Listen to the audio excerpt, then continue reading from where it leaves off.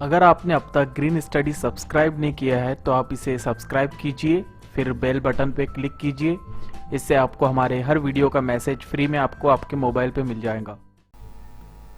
Hello viewers, अस्सलाम वालेकुम। मैं वसीम सादिक कुरैशी। वीवर्स, ये हमारा इंग्लिश ग्रामर लेसन 7 है। इसमें हम पार्ट्स ऑफ स्पीच को देख रहे हैं, जिसमें हम पार्ट 4 देखेंगे। तो आज हम जो देखने वाले हैं वो है वर्ब। तो आज हम देखेंगे कि वर्ब की किस्में कौन सी है, वर्ब किस तरीके से हम पहचानेंगे और वर्ब के इस्तेमाल कैसे होते हैं, और स्ट्रॉन्ग वर्ब क्या होते हैं और वीक वर्ब क्या होते हैं। तो ये पार्ट्स ऑफ स्पीच ये हम पहले देख चुके हैं। इसकी तारीफ आप भी, इसको अगर आपने नहीं देखा है तो आप हमारे पिछले वीडियोस देखिए तो आपको ये समझ में आ जाएगा। उसके बाद पार्ट्स ऑफ स्पीच के अंदर 8 पार्ट होते हैं, तो वो इस तरीके से है। नाउन, इस्म, ये पहले वीडियो में हो चुका है। प्रोनाउन भी हम देख चुके हैं और एडजेक्टिव भी हम देख चुके हैं। आज की जो वीडियो है उसमें हम देखने वाले हैं वर्ब, यानी फेल या काम। तो पहले मैं आपसे रिक्वेस्ट कर दूं कि आप इस चैनल को सब्सक्राइब कर लीजिए और इसको ज़्यादा से ज़्यादा उर्दू मीडियम स्टूडेंट्स में इसको शेयर कीजिए ताकि सभी इससे फ़ायदा उठा सके। तो मुझे उम्मीद है कि आपको हमारे पिछले वीडियोस भी पसंद आ रहे होंगे और मैं आप सभी का शुक्रिया अदा करना चाहता हूं कि आज तकरीबन हमारे 25,000 सब्सक्राइबर को क्रॉस कर चुके हैं हम। तो इतने लोगों का हमको सपोर्ट अभी तक के मिल चुका है। तो आप भी इससे अगर अब तक के नहीं जुड़े तो आप भी हमसे जुड़िए और आपके कमेंट्स वगैरह हमें दीजिए ताकि हम और इम्प्रूवमेंट हम कर सके। तो चलिए शुरू करते हैं हमारा आज का पार्ट। हम वर्ब, ये फेल या हम इसको काम भी कह सकते हैं। तो इसकी तारीफ इस तरीके से है, फेल जुमले का दिल होता है। यानी ये इंग्लिश के अंदर ये बीच में आता है, इसीलिए इसको बताया गया है कि, और ये इंपॉर्टेंट इसकी बताई गई है कि ये कितना इंपॉर्टेंट होता है। फेल वो कलमा है जो तीनों ज़मानों में इस्तेमाल होता है, जैसे ज़माने हाल में भी इस्तेमाल होता है, ज़माने माजी में भी इस्तेमाल होता है और ज़माने मुस्तकबिल के अंदर भी इसको हम इस्तेमाल करते हैं। किसी काम के होने या करने को जाहिर करता है ये, यानी कोई काम हो रहा है या कोई शख्स उसको कर रहा है तो हम उसको कहेंगे कि ये वर्ब है। तो चलिए इसको आगे देखते हैं हम। फेल की 2 किस्में हैं, यानी वर्ब की 2 किस्में हैं। पहली है ट्रांसेंटिव वर्ब, यानी फेल मुतादी। इसका फार्मूला दिया गया है। इसमें कैसा होता है, पहले सब्जेक्ट होता है, फिर वर्ब आता है और ऑब्जेक्ट आता है। यानी इसमें तीनों जरूरी है। मेन इसमें ऑब्जेक्ट है, इसमें ऑब्जेक्ट होता है, इसी को हम ट्रांसेंटिव वर्ब कहेंगे, जिसमें ऑब्जेक्ट भी होता है। तो इसकी मदद से आप उर्दू ग्रामर भी समझ सकते हैं। फेले मुतादी इसको कहेंगे जिसमें ऑब्जेक्ट होना जरूरी है, जिसमें मफूल की जरूरत होती है। इसमें बगैर मफूल के यानी बगैर ऑब्जेक्ट के आप उसको बना नहीं सकते इस सेंटेंस को। दूसरा है इसमें इंट्रांसिटिव वर्ब, इसमें फेले लाजिम इसको कहेंगे उर्दू में, और इसमें सिर्फ सब्जेक्ट और वर्ब होता है। इसके अंदर ऑब्जेक्ट की जरूरत नहीं पड़ती, यानी इसका जुमला मुकम्मल हो जाता है और उसका मीनिंग निकल जाता है बगैर ऑब्जेक्ट के भी, जिसमें मफूल की जरूरत नहीं होती। ठीक है, तो ये हमने इसमें देखे ट्रांसेंटिव वर्ब और इंट्रांसेंटिव वर्ब। अब हम इसको पहले को देखेंगे और इसकी मिसालें देखेंगे। ट्रांसेंटिव वर्ब फेले मुतादी, इसमें सब्जेक्ट, फिर वर्ब और फिर ऑब्जेक्ट होगा। इस तरीके से जुमला मुकम्मल होगा। जिस फेल का असर मफूल पर पड़ता है उसे ट्रांसेंटिव वर्ब कहते हैं, जिसमें मफूल की जरूरत होती है। यानी सब्जेक्ट का असर ऑब्जेक्ट पे पड़ता है, यानी यूज बीच में वर्ब हो रहा है, लेकिन अगर आपने इसमें से ऑब्जेक्ट हटा दिए तो वो जो सेंटेंस बच जाएगा उसका कोई मीनिंग नहीं निकलेगा, वो मीनिंग लेस हो जाएगा। इसीलिए उसमें ऑब्जेक्ट होना जरूरी है। इसी को हम ट्रांसेंटिव वर्ब कहेंगे। यानी ये वर्ब पूरा काम नहीं करेगा अपना, ये डिपेंड रहेगा ऑब्जेक्ट के ऊपर, तो इसको हम कहेंगे। इसमें यही दिया गया कि जिसमें मफूल की जरूरत होती है। तो इसकी मिसाल इस तरीके से है कि शी ईट्स कैडबरी। अब यहाँ पर ईट्स जो है ये डिपेंड करता है कैडबरी के ऊपर। अगर बोले कि शी ईट्स तो इसका मीनिंग कुछ नहीं निकलेगा, ये आधा अधूरा लग रहा है। ये डिपेंड करता है कैडबरी के ऊपर। दूसरा है he can do this work. अब ये डू जो है ये वर्ब है और ये डिपेंड करता है वर्क के ऊपर।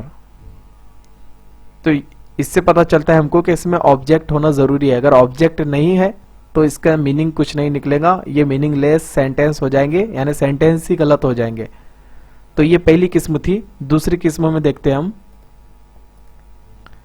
इंट्रांसिटिव वर्ब यानी फेले लाजिम, इसमें सब्जेक्ट और वर्ब होता है बस, इसमें ऑब्जेक्ट की जरूरत नहीं है। यानी ये दोनों के बावजूद भी जुमला मुकम्मल हो जाता है, उसका मीनिंग निकल जाता है। जिस फेल का असर फाइल पर पड़ता है उसे इंट्रांसिटिव वर्ब कहते हैं, जिसमें मफूल की जरूरत नहीं होती। इसमें मफूल की जरूरत नहीं है, यानी ऑब्जेक्ट की जरूरत इसमें नहीं है। मिसाल इस तरीके से, दे टीच, वो पढ़ाते हैं। अब जाहिर सी बात है पढ़ाते हैं तो इसमें ऑब्जेक्ट होना चाहिए था स्टूडेंट्स, तो ऑब्जेक्ट यहां पर नहीं है, लेकिन हम समझ गए जुमला सही हो गया, जुमला गलत भी नहीं है। यानी वर्ब ने टीच, पढ़ाना ये वर्ब है, तो यहां पर टीच ने पूरा काम कर दिया है, इसीलिए हम इसको सिर्फ इसमें दो चीजें, सब्जेक्ट और वर्ब। जैसे रेहाना कुक्स, कुक्स पकाना, ये पकाने का काम हो रहा है, यहां पर ये वर्ब है और रेहाना नाउन है। तो रेहाना कुक्स ये जुमला मुकम्मल हो गया। आप इसको ये नहीं कह सकते कि ये जुमला मुकम्मल नहीं है, ये मुकम्मल हो गया, तो इसी को हम कहेंगे फेले लाजिम। तो आप उर्दू के अंदर भी ध्यान रखें कि जिसमें मफूल की जरूरत नहीं होती वो फेले लाजिम रहेंगे, यानी वर्ब के अंदर वो फेले लाजिम रहेंगे, ये उर्दू के अंदर। और इंग्लिश में बोले तो इंट्रांसिटिव वर्ब वो रहेंगे। चलिए नेक्स्ट देखते हैं। मेन वर्ब की दो किस्में होती है, पहली होती है स्ट्रॉन्ग वर्ब्स और दूसरी है वीक वर्ब्स। तो हम पहले स्ट्रॉन्ग वर्ब देखेंगे, उसकी मिसालें देखेंगे, फिर वीक वर्ब और उसकी मिसालें देखेंगे। सबसे पहले स्ट्रॉन्ग वर्ब, इसकी तारीफ इस तरीके से है, स्ट्रॉन्ग वर्ब्स ऐसे वर्ब्स या अफाल जिसके पास्ट टेंस यानी सेकंड फॉर्म में वॉवेल इस्तेमाल किए जाए। वॉवेल कौन से है? ए, ई, आई, ओ, यू, ये 5 वॉवेल्स है की तब्दीली से बनते हैं। यानी जो वर्ड है उसमें वॉवेल का फर्क आता है, यानी वॉवेल चेंज होने से सेकंड फॉर्म बदल जाती है, थर्ड फॉर्म बदल जाती है, यानी पास्ट टेंस बदल जाता है और पास्ट पार्टिसिपल बदल जाता है। वर्ब्स के अंदर जो हम पढ़ते हैं कि भाई पहली प्रेजेंट है, दूसरी पास्ट है और तीसरी पास्ट पार्टिसिपल है, तो V1, V2 और V3, तो ये डिपेंड करेंगे किस चीज पर? वॉवेल्स के ऊपर। अगर वॉवेल्स की चेंज होने से आगे की सूरतें बदल जा रही है उसकी, तो इसका मतलब वो स्ट्रॉन्ग वर्ब है। जैसे मिसालें यहां पर दिया गया है कि टेक, टुक, टेकन। यहां पर हम टेक देखें तो टुक के अंदर जो चेंजेस आए वो वॉवेल्स की चेंजेस है, टेकन में भी वॉवेल्स की चेंजेस है, तो यहां पर ये स्ट्रॉन्ग वर्ब है, यानी टेक स्ट्रॉन्ग वर्ब है। ईट, यहां पर भी इधर दूसरे फॉर्म में भी एट और ईटन, यहां पर दोनों में वॉवेल्स का फर्क है, तो ये भी स्ट्रॉन्ग वर्ब है। तीसरे इसमें हम देखें तो सीट, सैट, सेट, यहां पर भी वॉवेल्स चेंज हो रहे हैं, तो ये स्ट्रॉन्ग वर्ब है। इससे फौरन हम समझ जाएंगे कि वॉवेल्स चेंज हो रहे हैं तो ये स्ट्रॉन्ग वर्ब है। अब दूसरी जो फॉर्म है इसकी वो है वीक वर्ब, तो उसमें क्या फर्क है देखेंगे। उसकी तारीफ इस तरीके से है, ऐसे वर्ब्स जिसके पास्ट टेंस और पास्ट पार्टिसिपल यानी सेकंड फॉर्म और थर्ड फॉर्म में ईडी लग जाए या डी लग जाए आखिर में, या फिर टी लग जाए, तो ये लगाने से बदल जाते हैं। यानी टी लगा दिया आपने, बहुत से हम देखते हैं कि टी लग जाता है, कहीं पर ईडी लग जाता है, तो हम बताते हुए बच्चों को कि भाई ईडी लगता है तो ये सेकंड या थर्ड फॉर्म होती है, डी लग गया तो भी सेकंड या थर्ड फॉर्म जाती है ये पास्ट टेंस की, तो हम ऐसे बताते हैं। लेकिन इसमें टी भी ऐड हो जाता है कभी, तो इसकी मिसालें देख लेते हैं हम। इसको बहुत ही आसानी से हम पहचान सकते हैं, जैसे टेल, टोल्ड, टोल्ड। अब ये डी लग गया आखिरी पे तो समझ में आ गया ये वीक वर्ब है, यानी टेल का दूसरी फॉर्म टोल्ड हो गया और ये भी टोल्ड है, तो ये दूसरी फॉर्म है इसकी, यानी ये वीक वर्ब है ये। उसके बाद शो, तो शो सॉरी सो, सोड, सोन, यहां पर ईडी लग गया सोड। तो और भी बहुत से ईडी के वर्ड्स तो हम बहुत से देखते रहते हैं। स्पेंड, स्पेंट, स्पेंट, यानी स्पेंड, यहां पर डी था वो हटके टी हो गया, इधर भी टी हो गया, ये भी वीक वर्ब है। वीक वर्ब ऐसे भी होते हैं जिसके तीनों फॉर्म एक जैसे होते हैं, जैसे heat, heat, heat, read, read, read, put, put, put, ये भी सब वीक वर्ब के अंदर आते हैं। तो मुझे उम्मीद है आपको ये स्ट्रॉन्ग वर्ब और वीक वर्ब ये बहुत ही अच्छी तरीके से समझ में आ गया होगा। अब हम देखने वाले हैं फेल की सूरतें, कि फेल की सूरतें कौन कौन सी हैं। तो हम जानते हैं कि V1 हम जिसको कहते हैं वो प्रेजेंट टेंस है, V2 हम जिसको कहते हैं वो पास्ट टेंस है, और V3 हम जिसको कहते हैं वो पास्ट पार्टिसिपल है।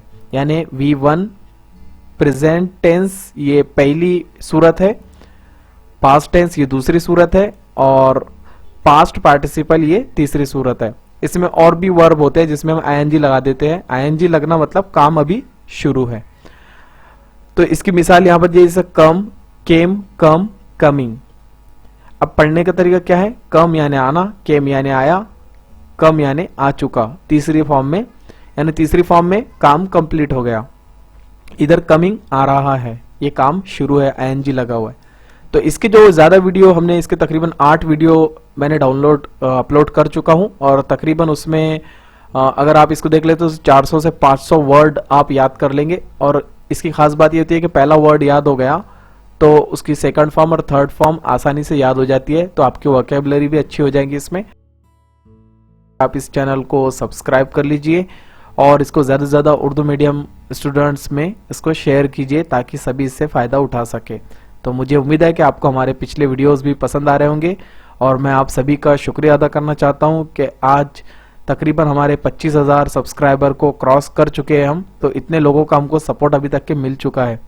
तो आप भी इससे अगर अब तक के नहीं जुड़े तो आप भी हमसे जुड़िए और आपके कमेंट्स वगैरह हमें दीजिए ताकि हम और इम्प्रूवमेंट हम कर सकें।